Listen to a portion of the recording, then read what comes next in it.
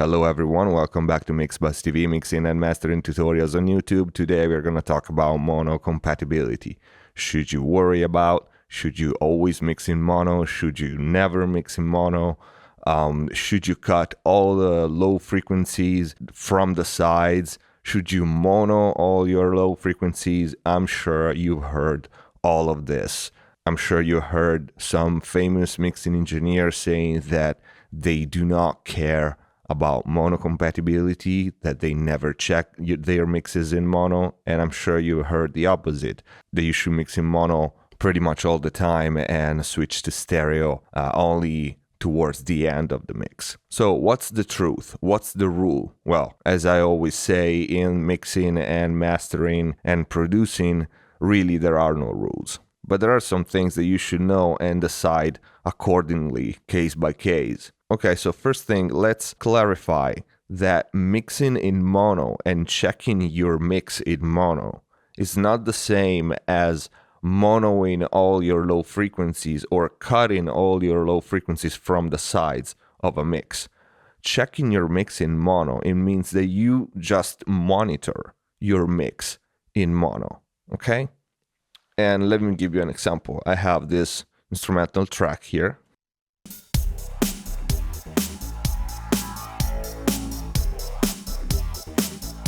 Okay, that is stereo. And checking your mix in mono, it only means that you switch to mono like this, and you just make sure that first of all your mix doesn't totally collapse, okay? And second of all, there are no phase issue, especially in the low frequency area. Why do you need to check your low frequency phase in mono? Simply because it's easier to hear. If you have a phase issue in the low frequencies, it's simply just easier to hear, okay? Because you don't have the stereo information distracting you, okay? And also because the low frequency information is usually 90% in the mono channel, in the mid channel. So I'm using right now a BrainWorks BX Control V2, but you can use anything. Some DAW have their mono button on the channels or the master bus, so you can use whatever you want. BrainWorks also has a free version of this that is called, I think, Solo, BrainWorks Solo.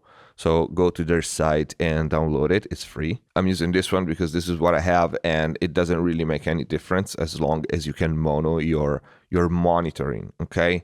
In studio, I have it hardware with my monitor controller, so I usually don't even use a plugin. So let's take a look at what we have here really fast. We have a stereo loop, for example, a kick, okay? We have the snare. We had this other 808 kind of sound. Then the hi-hats, sub bass, synth bass.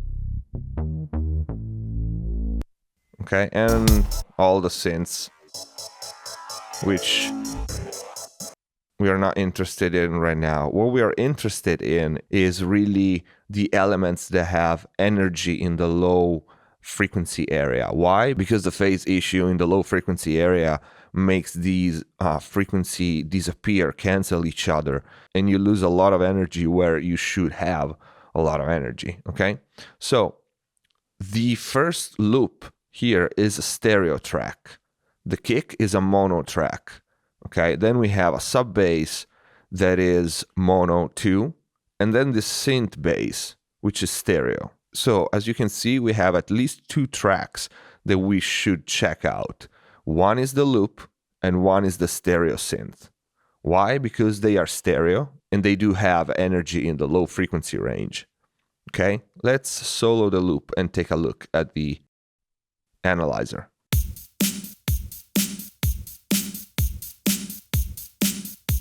Okay, plenty of energy in the low area. The kick is hitting around 60, 80. okay? And the loop is stereo. But let's hear it in mono.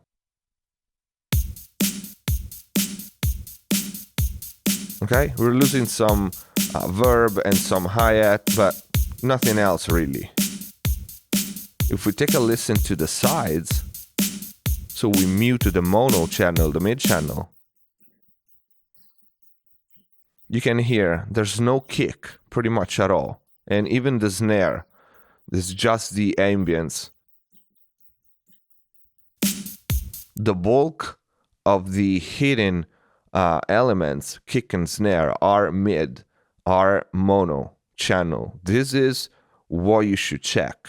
Okay, you should check that your mix, your main loop, when you mono it, it doesn't collapse. If it was the opposite and your loop when mono was disappearing because all the information was to the sides, that is not really a good thing. And this is more a production decision. You shouldn't really fix in mix a super stereo loop and try to make it mono compatible in mix. You should actually pick or construct your main loop with these two elements, at least kick and snare, very present in the mid channel. Okay, they can also be present on the sides, but the point here is they should also be present in the mid channel strongly, so that when you mono your mix, you don't lose the main beat. Okay, and then we have the synth bass. Let's hear it.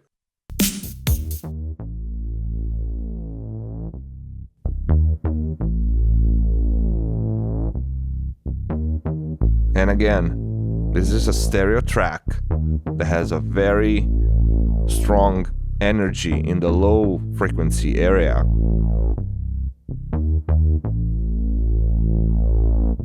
Let's mono it.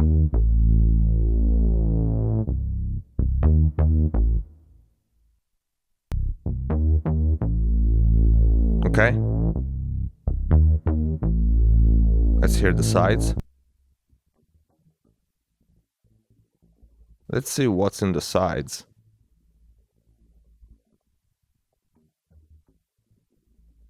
So as you can hear and see from the spectrum analyzer, we do have a low frequency energy in the sides too.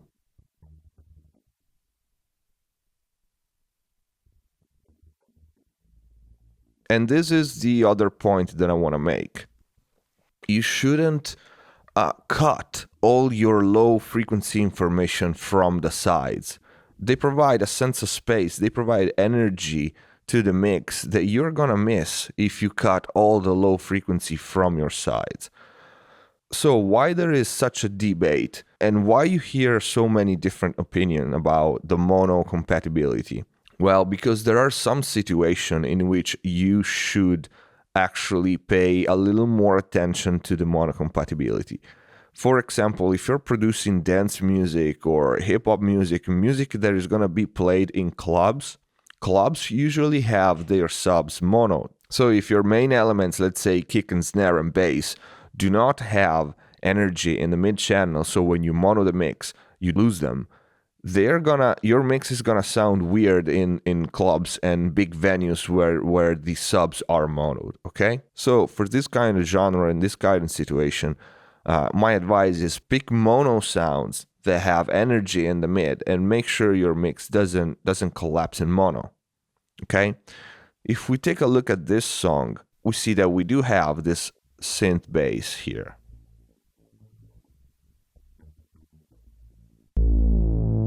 Unsolo the sides. Well, we also have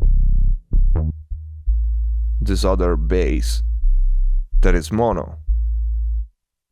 Okay? That it supports the synth bass. And this is not something you do in mixing, this is something you do in production, okay? Choose sound that complement each other. You can have low frequency content in the sides, okay? There's nothing wrong with that. The thing that you have to pay attention is that you also have a strong element in the mid. Because if I mono my mix and I don't have anything solid in the mid channel, that is when my mix is gonna collapse. when monoed, okay? And then the other point, should you check your mix in mono, meaning should you monitor your mix in mono? Yes, absolutely. Should you mix in mono most of the time? No, I don't think so. I don't like it, and it's not that useful for me. The point I want to get to is do not sacrifice your stereo mix for the sake of mono compatibility. Meaning, if your stereo mix sounds better with some low frequency in the sides, keep them. Just make sure you also have a very strong and solid mid channel, okay? When you mono your mix, you're gonna lose some energy. That's normal, okay? But don't cut all the low frequency from your side for the sake of mono compatibility, because it's not worth it. Most people will listen your mix in stereo. Laptop, headphones, hi-fi system, in the car, anywhere pretty much, your mix is gonna be listened in stereo. So my advice, and the way I mix at least, is do not sacrifice your stereo mix for the sake of mono compatibility, okay? Just check your mix in mono to spot problems in the low frequency and to make sure that it doesn't collapse. But don't mix in mono all the time, okay? And especially with some other genres different from this, for example, when you have big rock distorted guitars. Let's take a look at a mix like that.